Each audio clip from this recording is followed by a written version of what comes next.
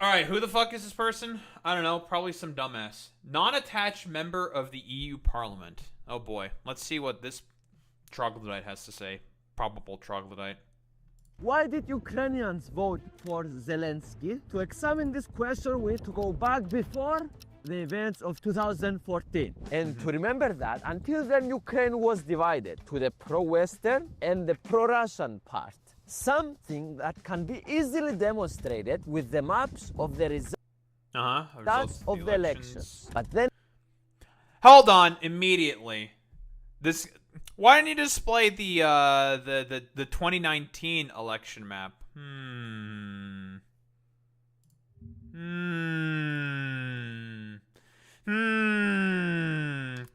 Ukrainian election 2019. No, probably not. Let's see. Now, this tells a whole different story. I want the fucking map, asshole.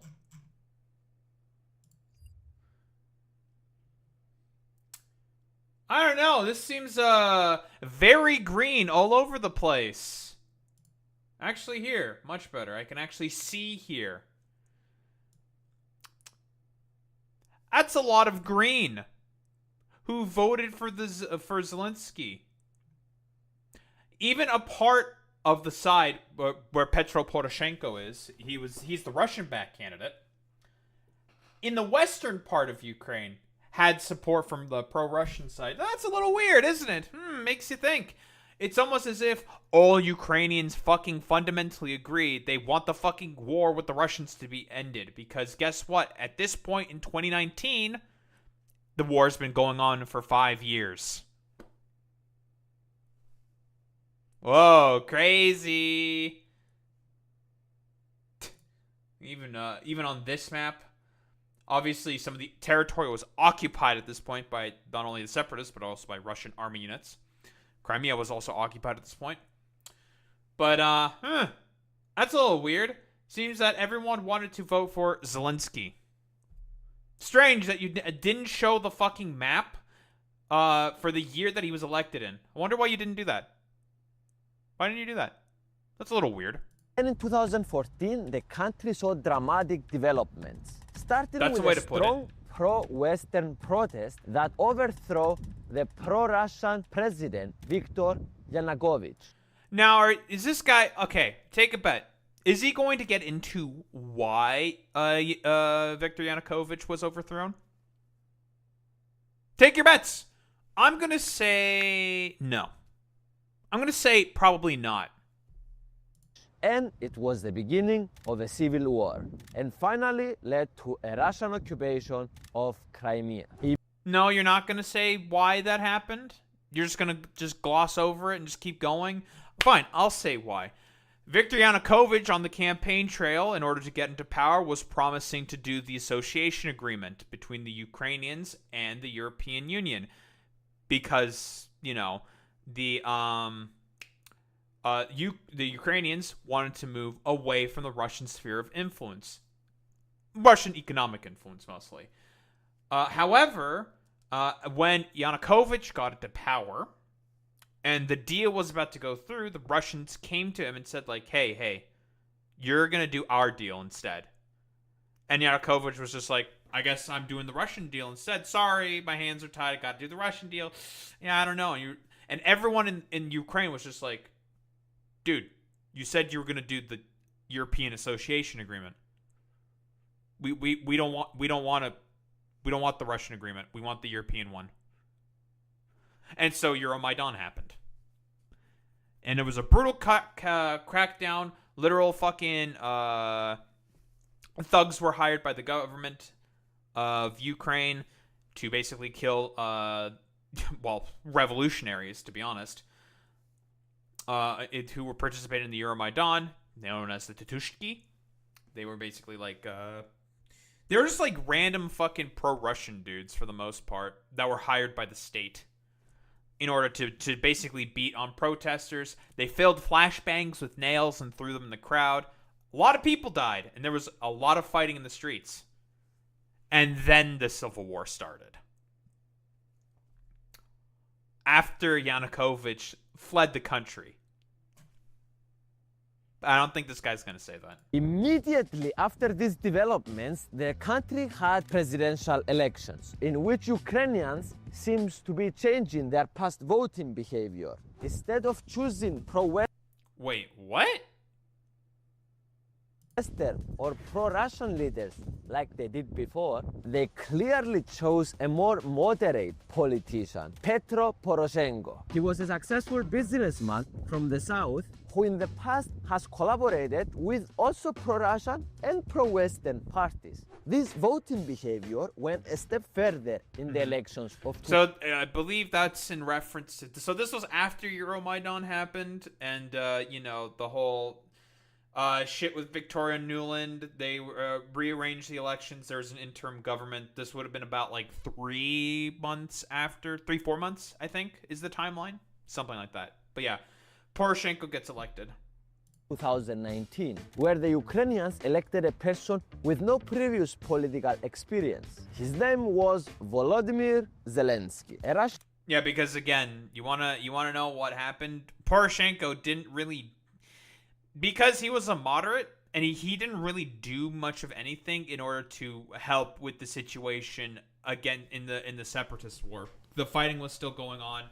For the most part, it was like a stalemate out in Donbass. Of course, Luhansk eventually joined in with the Donetsk Oblast, with help from the Russians, of course, to continue with the civil war. And that's, when the Civil War mostly became the war in earnest. And then, 2019, because Poroshenko didn't really do much of anything to sort of, deal with the situation in the East. Not really. And Zelensky was saying, yeah, I'm going to do something about it. I want, Ukraine to be whole again. That's how he got into power. Broadly speaking, everyone was just like, yeah, can we just be done with the Russians, please? Do something about this?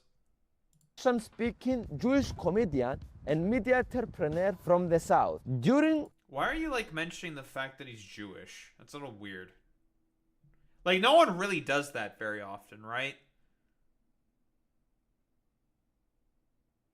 His campaign, Zelensky was using more his native Russian language than Ukrainian, and he ran on a message of peace. Basically... Yeah, why are you talking about the fact that he's also speaking Russian? That's a little weird. He also can speak Ukrainian?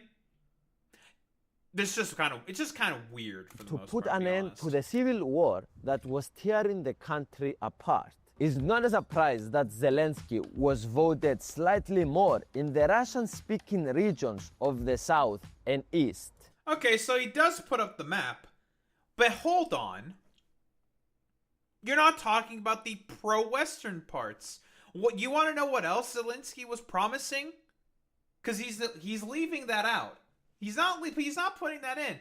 Zelensky was also promising to do the association agreement and try to get security guarantees from the West. He was being very pro-Western, which the West part of the country agreed with. The East part of the country agreed with him because they're the ones that are being most affected by the Civil War, and they want the Civil War to be end. And the Western parts of the country liked him because he was going to do agreements with the European Union and try to get some form of security guarantees from the Russians. Because, again, Ukrainians do not like the Russians. The Ukrainians at this point in time understand, oh yeah, all this fucking bullshit, it's being orchestrated by the Russians.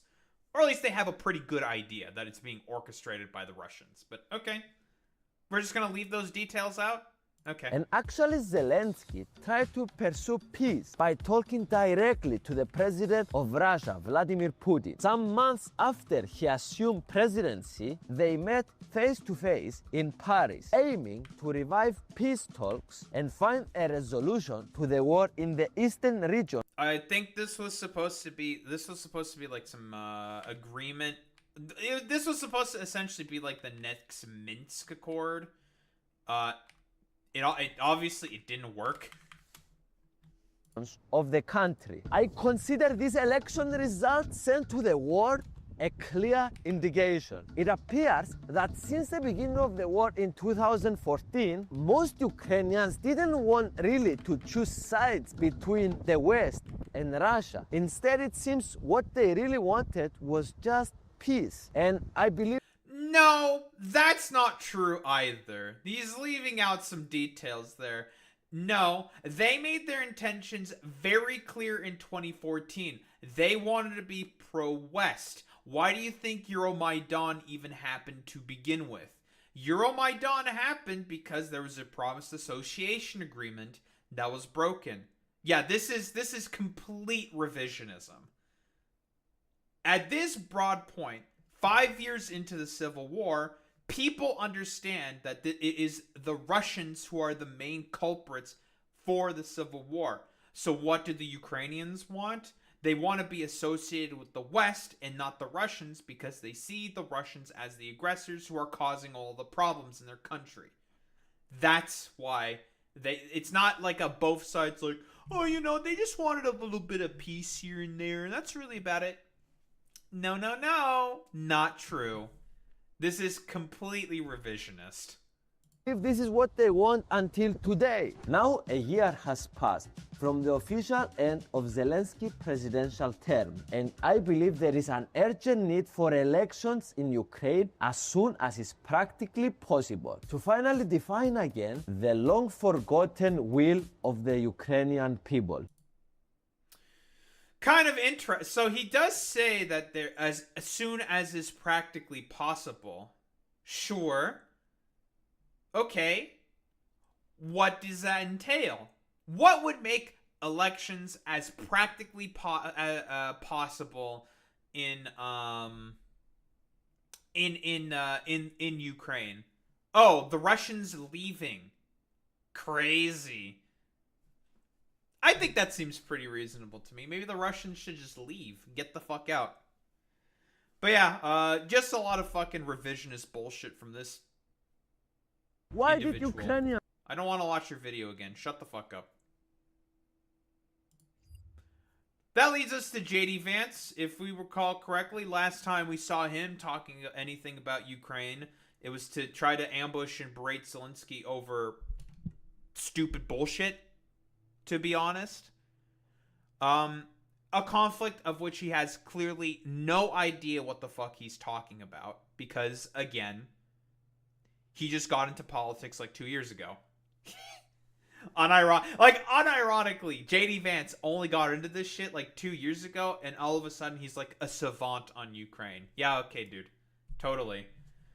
Today, while walking my 3-year-old daughter, a group of Slava Ukraini protesters followed us and shouted as my daughter grew increasingly anxious and nervous. JD Vance, you are the vice president. People are going to walk up and protest. That's what happens. You're also doing a shit job as the vice president. So people are not very happy with you. People, broadly speaking, understand that you're the guy that who you are, you know, the butt buddy of the president for is a fucking roving lunatic that's letting a fucking apartheid soy-sucking billionaire named Elon Musk run roughshod on the fucking federal government. And people are pretty understandably pissed about that. Like I said before, people like Vance think normal Americans are lower caste. Oh, 1000%. You can even tell that from like his stupid hillbilly eulogy fucking dumb fuck book where, you know, he fucks a couch. It's not true, but I choose to believe that he did fuck a couch because it's funny. I decided to speak with the protesters in hopes that I could trade a few minutes of conversation for them leaving my toddler alone. Nearly all of them agreed. He's trying to like frame the protesters as probably being like insane, because he probably does genuinely think that protesting should be illegal, even though it's protected under the Constitution. But again, like I said before, this guy is a fucking a fucking techno feudalist. He doesn't believe in the Constitution. He doesn't give a fuck about free speech. It's all fucking culture war signaling talking point for morons like this. You don't actually care about that. It was a mostly respectful conversation, but if you're chasing a 3-year-old as part of a political protest, you're a shit person. I don't think they were chasing your 3-year-old. You just happened to have your fucking 3-year-old with you when the protesters decided to come after you. Like I said before, you are a public figure. People are going to protest you. That's how that fucking comes with the fucking job. Sucks to suck. Shouldn't have gone for it at the behest of Peter Thiel in 2022. You can eat my fucking gooch for all I give a fuck about. Eat shit. I don't give a fuck. Anywho, we managed to find the video of the protesters. Let's see. What do we got here? The vice president with the protesters. Let's see. Let's have a listen. We're forcing both the Russians and the Ukrainians. Right here, what? Wait, what did you say initially? We're forcing both the Russians and the Ukrainians. We're forcing both the Russians and Ukrainians. Okay. Right here, won't settle. Exactly. They certainly invaded Ukraine in 2022. Damn, it seemed like might want to tell that to your fucking president because he thinks that the Ukrainians invaded for some reason. That the Ukrainians were the main ones that started the war. And did he say invaded in 2022? Yeah, he's clearly his kid seems to be in danger or something. Is that a Secret Service person? Because he's got like security bodyguards in front of him. Clearly, these protesters were endangering his 3-year-old kid. Ooh. Ukraine in 2022. And But their needs, 2014. So he said that the Russians invaded the Ukrainians in 2022. That's when the official invasion was called by the Russians, and rightfully one of the protesters immediately says in 2014. Interesting. Why aren't you saying that, JD? That's a little strange. Why aren't you mentioning anything in 2014? Is it because it would make the first term of your president's, your favorite little butt buddy president look bad? There needs to be a settlement. Ma'am? And as that one protester is mentioning Georgia and Chechnya. There was 2 wars in Chechnya. One in, 2008? Not that long ago. And one in, was it 1999 or 1995? I always forget the exact timeline of all this shit.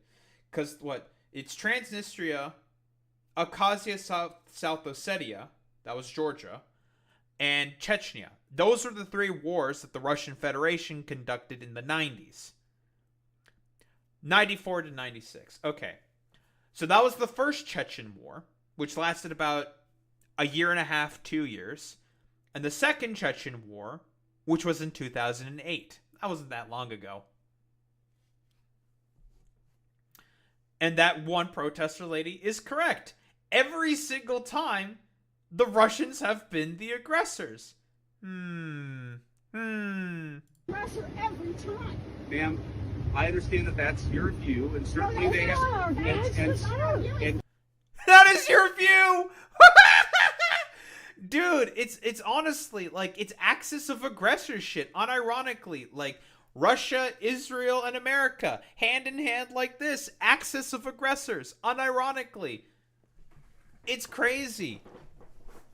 I mean, literally. I mean, even Pete Hegseth fucking said it himself. No more soft power. It's all about hard power, you know?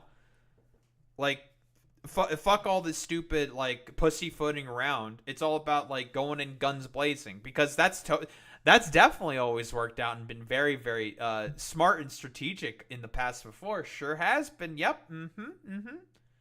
and certainly,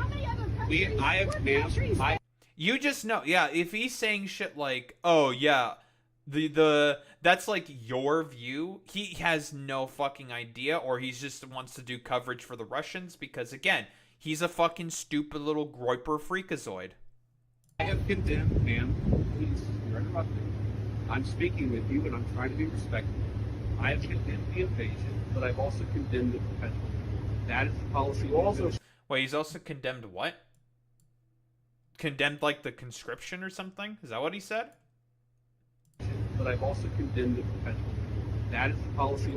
It's a little difficult to hear what he's saying there. Probably some stupid conspiratorial nonsense. Because again, JD Vance has zero knowledge on the war. He has no fucking idea about anything. He just got into politics like 3 years ago, and he's like the dumb fuck, like fail son vice president. Effectively, it's hilarious. Also, and I've talked to you guys now. Yeah, him and his daughter were certainly in danger with like this one fucking hired security goon. Well, probably that's the Secret Service. They're making sure that his dumbass doesn't get like jumped or whatever. Also, notice how a lot of the people here, like, I mean, there's only 2 people that we see, but it seems like it's mostly just older people. It's older folks that seem to be going up and like shitting on fucking JD Vance for, you know, literally being the axis of aggressors. You know, maybe the boomers, maybe the boomers are okay. Maybe they're not completely cooked. I thought you hated older folks, Daho. I still do hate them. I hate a lot of them. These guys are alright. They're good in my books. They get the pass. Still a based ageist. You know it. Well, I guess, you know, like I said before, JD Vance has no fucking idea what he's talking about when it comes to Ukraine. Like, literally zero. He just parrots, like, dumb fuck talking points that he sees on the internet because he's a terminally online little fucking groiper freakazoid. That's really all there is to it.